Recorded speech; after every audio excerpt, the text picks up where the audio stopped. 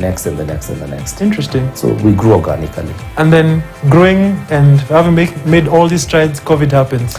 COVID happens. Oh man. At the height of COVID, we were doing very well.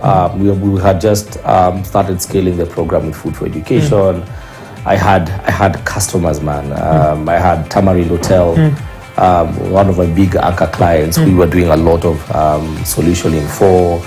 At that time, even for me as Collins, I'd probably started doing Uber business. I had a fleet of 20 plus vehicles. The business was doing quite well. Yeah, it was doing well. I mean, Uber, because I'm thinking, remember, I learned a lot from my dad. That when things are good, invest. So I went into transport as Collins, and I had a fleet of cars that bringing good revenue. Terra was doing very well. We were starting to build a team, and then COVID happened. No flights were going. It means you're not processing any payments for airlines. Hotels are not receiving any guests. You're not working. Ubers are not moving. So all the cars are grounded. It was the darkest period of my life.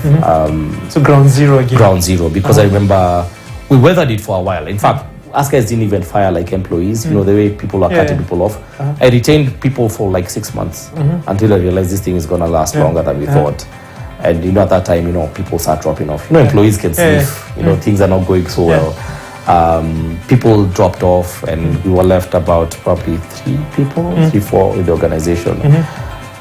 And now we felt like we've gone back to 2011. Yeah, from scratch again. Yeah, because we closed the office, put everything in a container, stored it, went home.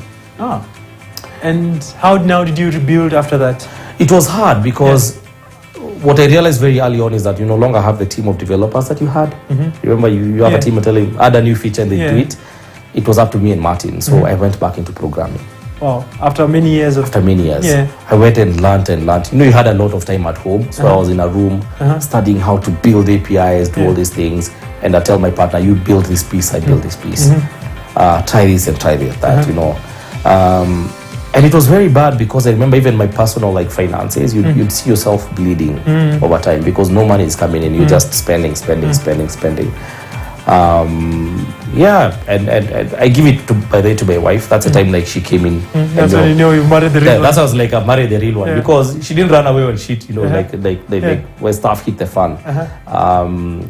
She came and don't worry, we'll figure it out. Let me figure out the house stuff. You figure out this. I was like, I think I have a really good girlfriend here,